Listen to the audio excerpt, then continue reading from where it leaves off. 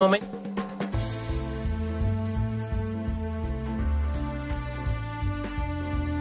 Política y pandemia, por la crisis de salud y los riesgos que esto implica, no se suspende la mirada política sobre el país y sobre cómo se gobierna la pandemia. Ayer a las 21:30 hubo un cacerolazo fuerte en las calles, sobre todo de Buenos Aires, reclamándole a la clase política que se baje sus salarios como símbolo a partir de las declaraciones y de las frases del presidente que le reprochaba al empresariado actitudes egoístas en estos momentos. Por un lado eso, y por otro lado la oposición, Juntos por el Cambio, decidió plantear una rebaja de los salarios de los tres poderes en un 30%. Massa, por su lado, está analizando la baja de los salarios de los diputados en el 40%. Política y pandemias. Estamos en comunicación con Humberto Schiavoni, senador por Juntos por el Cambio, presidente del Consejo Nacional de PRO. Muy buenas tardes, Humberto. Gracias por atendernos. ¿Qué tal, Luciana? Buenas tardes. Una sola aclaración. Sí. Ya dejé en febrero de ser presidente del Consejo Nacional del PRO. Ahora lo es Patricia Bullrich. Exactamente. Yo soy presidente del bloque de senadores del PRO. Bien, vale la aclaración. Humberto, bueno, hay un dilema ante una crisis como esta. ¿Cuál debe ser la actitud de la oposición? ¿Debe estar señalando, cuestionando las medidas que decide el gobierno? Y en tal caso, ¿qué cuestionamientos están haciendo? Bueno, nosotros hemos sido convocados la semana pasada, los líderes parlamentarios de la oposición, a una reunión conjunta con el presidente y parte de su gabinete, donde en términos generales nos anticipó cuáles eran las medidas que se iban a tomar. Básicamente, la posibilidad cierta en ese momento de establecer la cuarentena hasta el 31 de marzo, como se pensaba en ese momento. Nosotros, en primer lugar, destacamos la predisposición del gobierno de convocarnos y es un gesto que creo que habla de una actitud amplia ante la crisis que estamos viviendo. Además, hay que resaltar también que el gobierno está trabajando de común acuerdo con la ciudad de Buenos Aires y con la provincia de Buenos Aires y con cada uno de los gobernadores, donde obviamente también están los gobernadores de Juntos por el Cambio. Ahora, te interrumpo, Humberto, un minuto ahí. Ha habido diferencias importantes entre, por ejemplo, el gobernador de Mendoza o el gobernador de Jujuy y la gestión federal de la crisis de la pandemia en relación, por ejemplo, a los respiradores que había comprado Mendoza.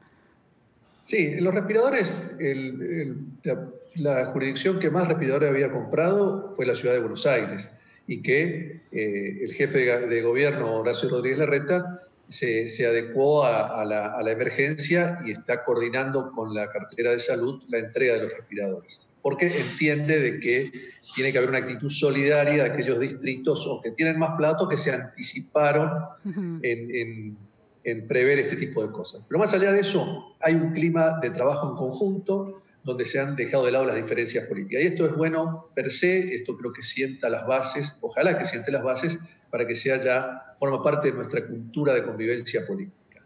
Con respecto al tema de los sueldos de la clase política, esta situación la hemos vivido otras veces cuando existe una situación de crisis. Obviamente que la gente, a los primeros que reclama es a quienes nos gobiernan, ya sean gobierno u oposición, en este caso oposición parlamentaria como en nuestro caso. Eso es entendible. Nosotros hicimos desde el bloque de senadores, voy a aclarar porque se trabajó de manera diferenciada entre senadores y diputados. En el bloque de senadores tomamos dos decisiones. La primera, se presentó un proyecto de ley que establece una rebaja de los salarios de todo el sector público del 20% para aquellos sueldos superiores a los 150.000 pesos y del 5% de aquellos sueldos superiores a 70.000 pesos.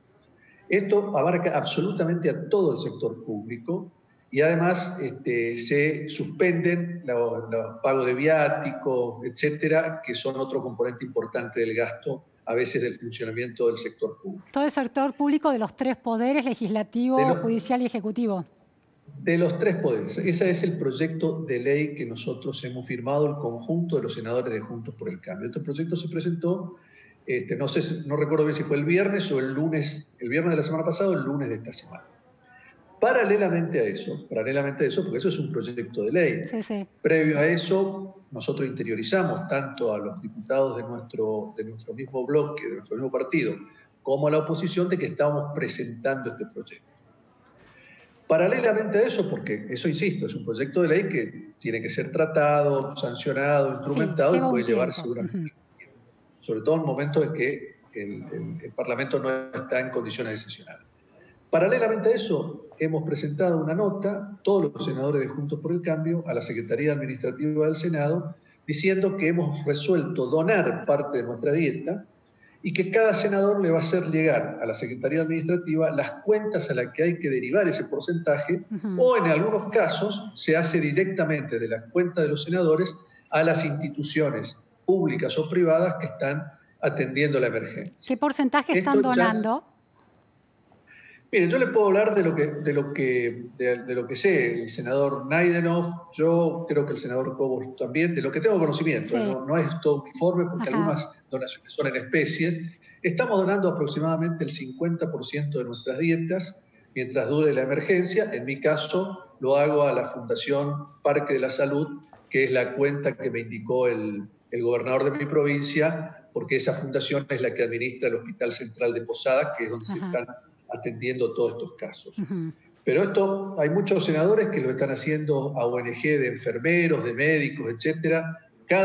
Quisimos que cada uno de los senadores tuviera la libertad de atender a la problemática de cada una de sus provincias, que no en todos los casos es idéntica. En muchos casos están haciendo donaciones en especie.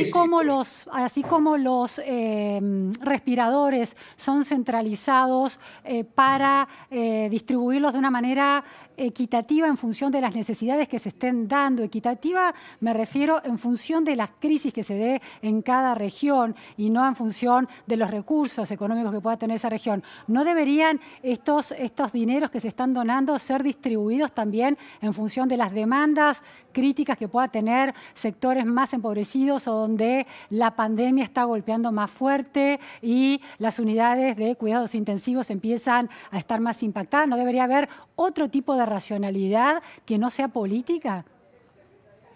Bueno, son dos criterios. El inconveniente, Luciana, es que ya muchos senadores se habían comprometido a aporte en sus provincias. Recordemos que, más allá de lo que está diciendo que tiene lógica, todas las provincias tienen déficit en cuanto a camas, respiradores, barbijos, guantes para su personal médico. O sea que no es que ese monto de donaciones tampoco son...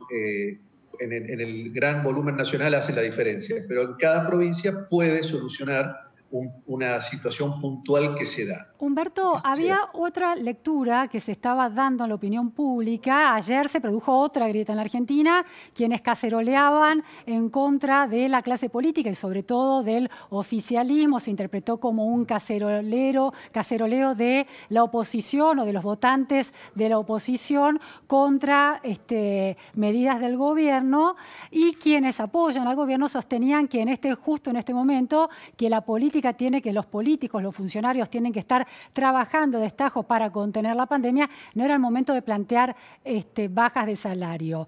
Dado ese marco de la discusión de la opinión pública, ¿cómo se genera el problema de la demanda en relación a la clase política de bajar sus salarios? ¿Tiene algo de responsabilidad el presidente Alberto Fernández en el discurso en el que de alguna manera increpa a los empresarios de una manera muy general? Y entonces ahí entran todos, desde los pequeños a los medianos a los grandes empresarios, porque, bueno, dejen de ganar de alguna manera, les plantea en esta situación de crisis. ¿Es responsable de estar generando una grieta social que produce estas demandas un poco, bueno, discutibles también?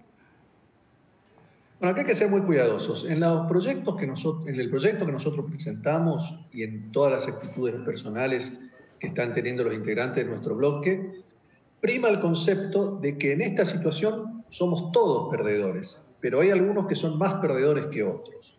Quienes tienen un salario fijo que no depende de la actividad que se genere diariamente, claramente tienen un privilegio con respecto a aquellos que se ven privados de generar los ingresos, como pasa en una gran cantidad de gente, lamentablemente, en este momento.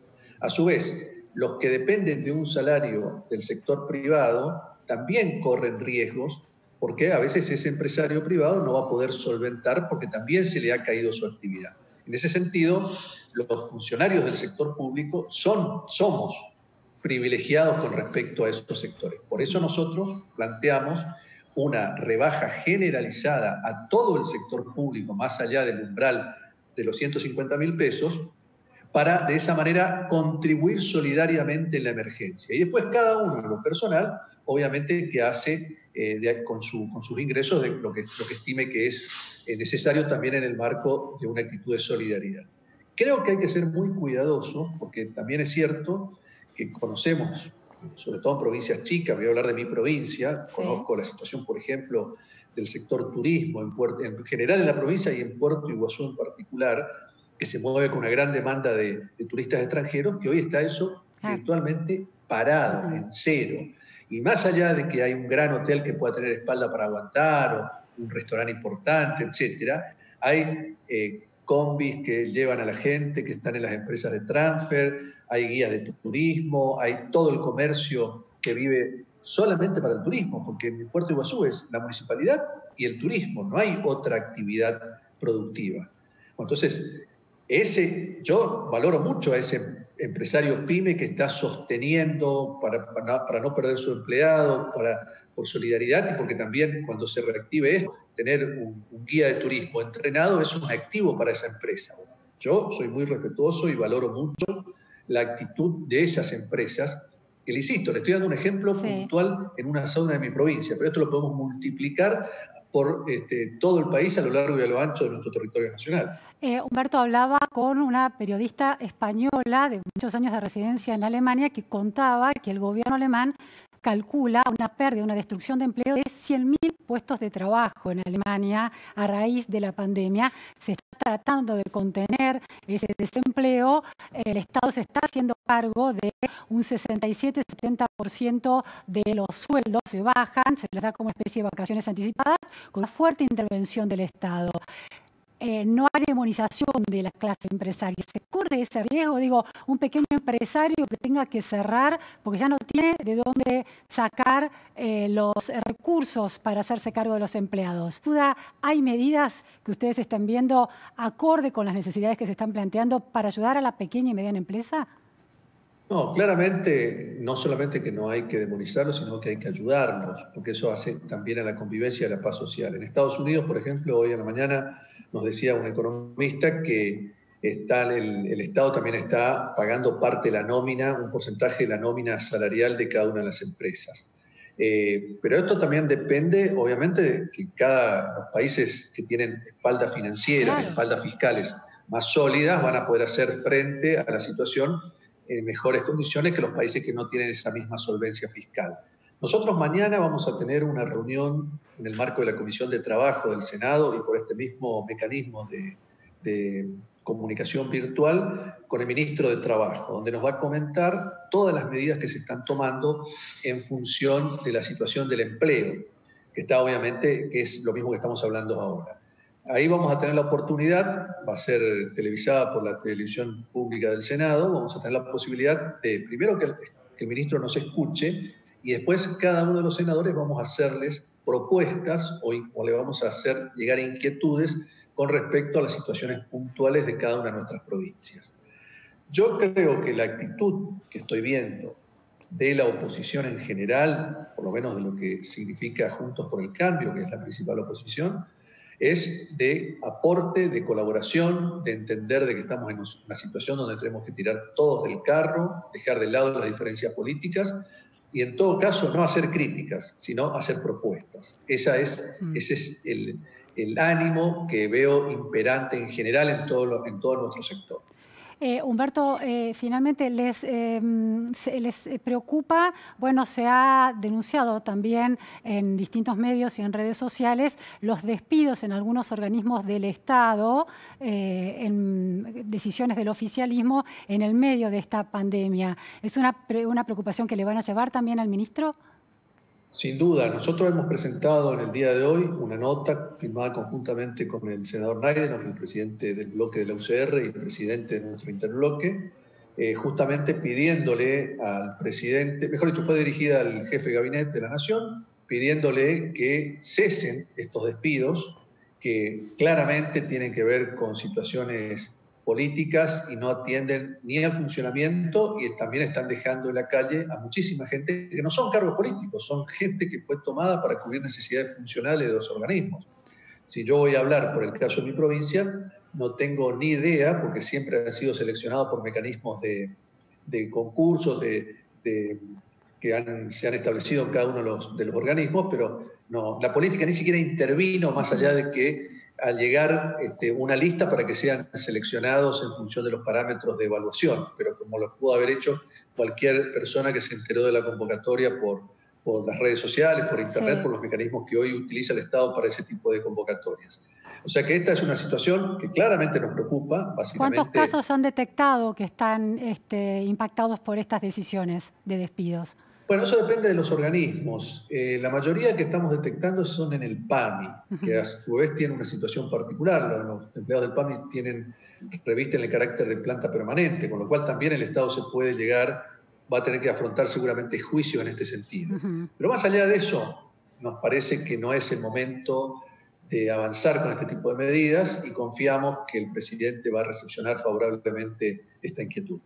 Muchísimas gracias, Humberto Schiavone, por estas precisiones en torno a la situación del empleo y de la economía y también otros reclamos que la oposición, de una manera prudente, les plantea al oficialismo. Política en tiempos de pandemia, desafío para todos, oficialismo y oposición. Gracias, buenas tardes.